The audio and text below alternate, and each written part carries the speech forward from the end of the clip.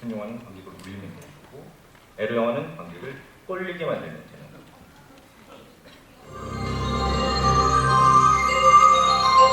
육박 9일이라든지 뭐 패밀리가 썼다 이런 거 같은 경우는 그 2, 3일 촬영하는 블록버스터거든요.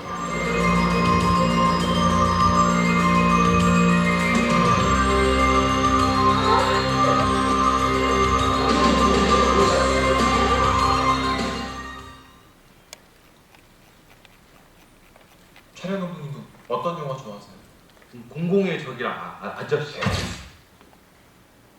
미안하다, 사정한다. 나도 공공의 젖이랑 아이덴티티 좀 찾아봐. 다음 달에 저 페스티벌 할 때거든? 전나무 소리 또? 전나무 다 찾아.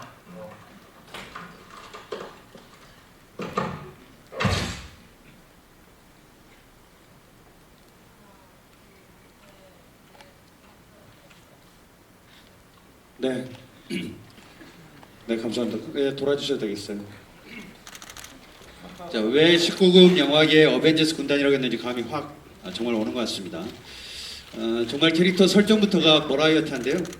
이렇게 캐릭터 소개를 들었으니까 영화 속 배경이 된 19금 영화 촬영 현장이 더 궁금해지고 그렇습니다. 자, 그것이 궁금하다 19금 영화 촬영 현장이라는 주제로 영상을 같이 봤고요. 제가 자리를 옮겨서 이야기를 이어가 보도록 하겠습니다.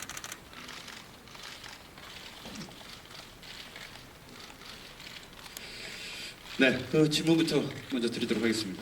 네, 저도 뭐 웬만한 질문은 좀 피해가는 스타일인데 어쩔 수 없이 큐시트를 보니까 좀 노골적인 이야기도 좀 있습니다. 저 때문에 이런 큐시트를 준비한 건 아니니까 이해하시기 바라겠고. 자, 질문이 이렇게 되어 있습니다. 전낭소리부터 아이덴티티까지 19금 영화 제목 어떻게 만들어지나요? 이게 있습니다. 참 영화 제목들이 굉장히 기발한데요. 저도 뭐 어디에서 패러디 제목을 이야기할 때는 꼭 7번 방의 선물 같은 경우는 7번 방에서 샘물 뭐 이런 식으로 패러디를 좀 해보긴 합니다만 아침부터 이런 얘기하니까 좀 안 먹히군요. 정말 많은 분들이 궁금해하실 것 같아서 박범수 감독님께서 좀 답변을 먼저 해주시는 게 어떠실지 단도직입적으로 묻겠습니다. 감독님 어떻게 이런 패러디 제목이 탄생하게 됐나요? 네, 잘 들려요? 네. 예. 죄송합니다. 처음이어서. 저희 그 성인 영화 쪽에서는요, 그 제목이 굉장히 중요합니다. 제목이 그냥 상업 영화에서도 중요하지만 저희는 제목이 구할이거든요. 그래서 영화 잘 만들어도 제목이 잘 안 나오면 굉장히 안 팔려요. 그래서 영화 제목을 지을 때 굉장히 심사숙고를 하는 편이고 그 회사에서 이제 연차가 좀 되는 분들, 그러니까 애로 좀 아는 분들이 이렇게 딱 회의실에 모여서 다른 회의 하는 데랑 똑같아요. 이렇게 노트북 다 열고 이렇게 모여서 이렇게 한 마디씩 막 던지죠. 뭐 공공의 젖 뭐 이런 거를 하면 뭐 이번에는 뭐 기획물로 갈까요? 그래서 뭐 패밀리가 쌌다 뭐 이런 걸 막 진지하게 저희도 얘기를 하거든요.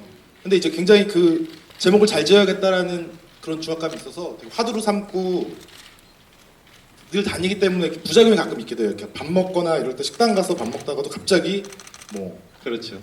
노틀담의 꽃 막 이런 얘기를 하는 거예요. 큰 네, 소리로. 네. 그래서 그런 문제들이 좀 있고 만원 버스에서도 막 성인 영화 제목들을 막 대고 깜짝깜짝 놀라는 일이 많이 있습니다. 그 조금 첨하자면 사실은 지금은 이제 패러디 제목이 그렇게 활용도가 없었는데 2000년도 초반에만 해도 상당히 많은 제목들이 패러디 제목들이 좀 많이 난무했었고 일반적인 상업 영화권에서 좀 밀려나 있는 언더의 입장에서는 홍보를 굉장히 먼저 이슈로 몰아가야 되니까 그런 제목들이 좀 만들어지지 않았나 싶습니다. 어쨌든 그런 창작의 고통을 또 제목을 또 짓는 것까지 수고가 많으셨는데 같이 촬영하시면서 고준 씨는 이런 창작 과정에 어려움이 있다는 걸 좀 알고 계셨나요? 제목 짓는 거에 대해서? 아니요. 저는 실질적으로 이런 이쪽 19금 영화 팀이 아니어가지고 잘 몰랐고요. 지금 감독님이 얘기해 주셔서 알았는데 네, 굉장히 생각을 많이 해야 되는 그런 작업인지 오늘 처음 알았습니다. 굉장히 어려움이 굉장히 많이 있는 건데 사실 내용하고 상관없는 제목들이 너무 많이 나와서 시장이 어느 순간 붕괴가 되기도 했었습니다. 근데 그런 붕괴된 시장에서의 고통을 이 레드카펫에서도 볼 수 있었다는 것도 굉장히 흥미로웠던 것 같고요.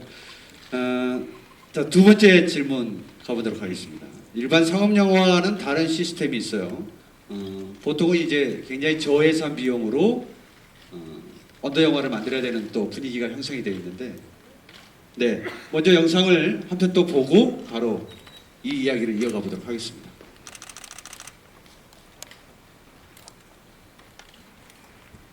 자, 우리들 이제 4-3-3에서 4-4-2로 전시 바뀌었으니까 배우는 넷, 이틀 촬영 4-4-2. 오늘 준비는 빡시게, 내일 촬영은 신나게. 자, 신발시면 네, 일반 영화 다른 시스템 442 멀티 시스템. 저희 영화 보면서 442 시스템 나와서 저도 몰랐어요. 저도 굉장히 잘 안다고 생각했던 사람인데 442 정법이 만연했던 그런 또 이야기가 있었습니다만 시스템이 굉장히 궁금합니다. 이 시스템은 누가 얘기해 주시는 게 좋을까요? 조다론 씨가 아무래도 촬영 감독 역할을 맡았으니까 한번 얘기를 해주시면 어떨까 싶은데요. 말씀 그대로 배우넷, 스텝넷 촬영 이틀인데 또 4-2-3 하나 시스템이 있다 그러더라고요. 4-2-3-1 축구랑 비슷하게 배우 넷, 스텝 둘, 옷 세 벌에 하루 촬영. 그러니까 돈이 없다 보니까 스텝 한 명을 줄이고 옷으로 가고 하루 촬영을 이렇게 줄여서 그런 시스템도 만들어진다고 그러고, 이게 저도 이번에 처음 알게 됐는데 이 에러 영화 만들 때 이런 전술이 굉장히 중요하다고 그러더라고요. 왜냐면 하루나 이틀 거의 촬영을 해야 되는데 이틀 하면 블록버스터래요. 하루 촬영이면 거의 그 사이에 어느 정도의 이런 금액을 맞춰야 되기 때문에 초반에 이런 전술이나 이런 구성을 잘해야 된다고 하더라고요. 네. 배우가 4명인데 옷이 3벌이에요. 그러니까요. 그러니까 원래 옷이 필요 없죠. 옷이 원래는 필요 없는데 꼭 필요한 뭐 블록버스터나 이런 거에는 필요하니까 한 명을 줄이나 봐요. 네. 네. 지금 여러분들은 레드 카펫 영화 현장에 와 있습니다. 인디의 언더에 있던 인더스트리를 얘기하고 있는 측면은 아니고요. 442까지는 저는 못 해봤었고 그것도 대작이에요, 사실은. 네. 촬영이 이틀이니까. 211 이렇게 가는 경우도 있습니다. 211. 네, 211. 배우들 스텝 하나? 네, 하루 촬영 이런 식으로. 옷이. 네, 네. 옷은 뭐 협찬이 안 되니까요. 네. 어쨌든, 네. 그리고 레드 카펫이라는 영화를 들고 당당하게 감독으로 또 자리에 계시는 그 감독님께 일단 박수를 좀 쳐드리고 싶고요. 네.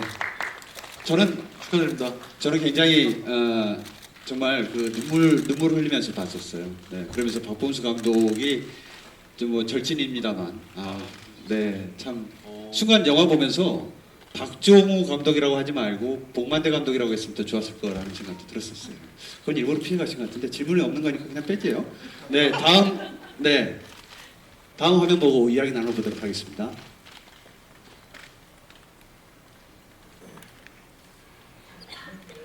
볼살 텅텅 비는 여자. 그리고 옆에 날씬한 선글라스. 앵두야. 선글라스.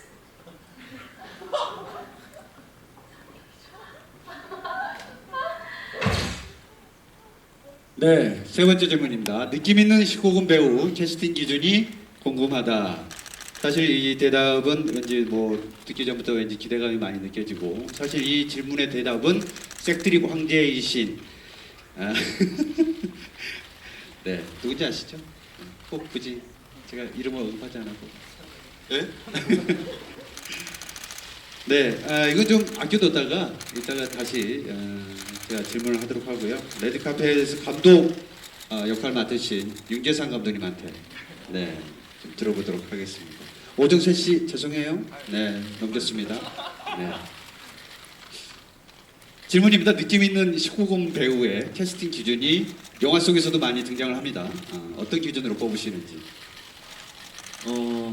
기본적으로 발육이죠, 발육. 발육. 상태를 봐서 죄송합니다. 네, 그냥 근본적인 인간의 뭐 기본적인 가장 원초적인 그런 느낌을 아주 기준으로 삼아서요. 네네. 이렇게 뽑는 걸로 알고 있습니다. 아래인가요, 위인가요? 뭐 그건 감독 취향에 따라서. 네네. 실제 뭐 동명이인이신 박정우 감독님이 계십니다. 현역에. 그분은 에로틱하고 전혀 상관이 없는데 사실 영화 속 레드 카펫에서 보면 상당히 감독이 보는 눈이 날카롭더라고요. 고뇌도 많이 묻어 있었던 것 같고 특별히 제가 좋아하는 사이즈하고는 좀 틀린 것 같아서 다른 영화 때 한번 또 만나서 진지한 얘기 나눠보도록 하고 오정세 씨가 오히려 그 조감독 역할로 나오면서 상당히 좀 거친 입담도 보이지만 캐스팅에 관련해서도 까칠한 느낌을 좀 많이 보이시는데 기준이 또 있으세요? 한번 들어보도록 하겠습니다. 감독님은 저렇게 말씀하셨고 조감독 역할 하셨던 극 중에서 조감독 진화는 감독님을 되게 나름 존경을 하고 따르는 친구거든요. 감독님의 캐스팅 조건과 항상 일치합니다. 예, 저도 발효로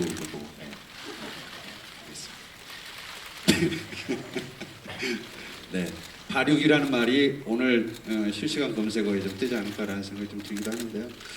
조달환 씨도 캐스팅을 촬영 감독이니까 제 1번 영화를 보는 첫 번째 스텝은 촬영 감독이잖아요. 성적 취향이나 캐스팅 과정도 거의 비슷한가요? 제가 실제로 그런 분들 캐스팅을 안 해봤는데요. 영화 촬영 내에서 발육이 좋으신 분들 몇 분 나오셨어요.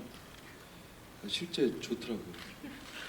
진짜 그게 네. 가장 중요한 부분 아닐까 이런 생각이 네, 알겠습니다. 좀 아침부터 역시 이런 대화는 저녁에 해야 되는 게 맞는데 저도 왜 아침부터 내가 이런 멘트를 하는지 잘 모르겠습니다. 다음 질문 보도록 하겠습니다.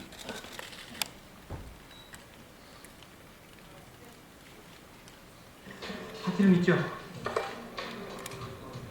뭐 먹으러 갈 건데? 우리 법인카드 있으니까 비싼 거 먹으려고. 어디? 김밥 먹고 천국 갈란다. 요즘 같은 불경기에 월급도 따박따박 나오고 4대 보험도 되고. 형 왜 어릴 적 꿈이 4대 보험이었어? 네, 19금 영화의 합류 근무 조건이 굉장히 궁금하다라는 질문이 있습니다. 자, 마지막 질문은 19금 어벤져스 군단에 합류하고 싶다. 근무 조건이 어떻게 되나입니다. 이 질문은 19금 어벤져스 군단에 맨 마지막으로 합류하신 황찬성 씨가 같은 입장을 겪어보셔서 잘 이해가 되실 것 같아서 황찬성 씨께 답변 들어보도록 하겠습니다. 네, 레드카펫에서 대윤으로 나오고요. 네, 대윤이가 면접을 봤어요. 영화에서. 네네. 네, 근데 에르영화 사무실인지 모르고 면접을 봤어요. 네, 한혜종 출신으로 나오시죠. 예. 그래서 얼떨결에 들어갔다가 얼떨결에 합류해서요. 네. 스텝 넷의 막내로 들어갔습니다. 그래서 조건이 뭔지 잘 몰라요. 군단의 리더이신 윤계상 씨가 조금 더 답변을 좀 이어가줬으면 좋겠는데. 네, 어벤져스 군단에 어떻게 해야 합류하고 근무 조건이 어떻게 되는지. 강인한 체력과 밤을 새도 집중력이 흐트러지지 않는 정신력, 여러 가지가 있죠. 특별히 기대되는 답은 아니었던 것 같습니다. 저는 19금 어벤져스 군단에 합류를 하려면 일단 체력이 좋아야 된다라는 것, 또 운전도 잘해야 된다라는 것도 있는 것 같은데요. 그건 영화 내내 되게 궁금했었습니다. 이따가 그 기자분들도 얘기가 나오면 같이 이어가 보도록 하고요.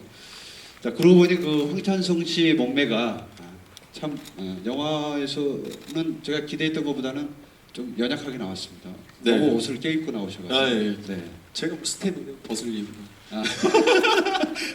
사실 영화 현장에서 저는 그 스텝이지만 벗었던 기억이 있어요. 왜냐하면 겨울 촬영이었는데 배우들만 노출 촬영을 하는 게 너무 안타까워서 나도 한번 같이 벗을게 해서 상의 탈의하고 카메라를 잡았었는데 그 다음날부터 촬영을 못했어요.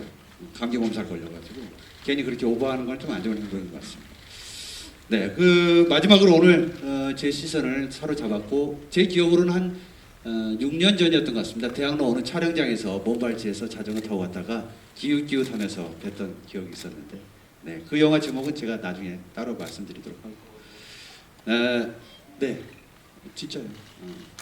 관심 있는 사람은 어디서든 볼 수 있다는 거. 네, 지금까지 일단은 그 고진 씨께 질문을 좀 드리도록 하겠습니다. 촬영장에서 유일한 홍일점으로 또 이분들하고 합류를 또 하셨는데 기억에 굉장히 남는 에피소드가 있으시면 하나만 얘기를 좀 해주실래요? 특별히 뭐 기억에 남는 씬 이런 것보다 워낙 저는 되게 재밌었어요. 그 중에 지금 여기에 같이 있지는 않지만 미도 언니부터 시작해서 뭐 정세 네. 오빠, 뭐 바라니 오빠 다 분위기 메이커이기 때문에 특별히 웃어야 되지 않는 씬에도 자꾸 웃음이 나가지고 엔지가 났던 뭐그 정도 네, 에피소드. 다른 분들도 뭐 에피소드가 상당히 많으실 걸로 알고 있습니다만 역시 사실은 그 19금 현장을 다룬 이야기다 보니까 굉장히 재미나고 유쾌했던 시간들이 좀 많이 있었을 것 같고요. 보통 이런 무대에 서면은 기억이 잘 안 나는 것도 뭐 어쩔 수 없는 또 그런 분위기가 있다 보니까 이따가 다시 한번 더 진지하게 나눠보도록 하겠습니다. 고준 씨하고는 다음에 좀 더 진지한 영화를 저도 한번 해보도록 기대해봐도 되겠죠? 네, 대답 안 하셔도 됩니다. 네. 네, 감사합니다. 답변해 주셔서. 자, 그러면 일단 무대를 여러분들이 그냥 앉아 계셔도 됩니다. 그 뒤에 써져 있는 레드 카펫 배너를 좀 옮기는 작업을 좀 갖고 다시 한번 좀 심도 있는 이야기를 좀 이어가도록 하겠습니다. 그리고 잠시 후에 기자분들하고도 같이 질문을 공유하는 시간도 가져보도록 하겠습니다.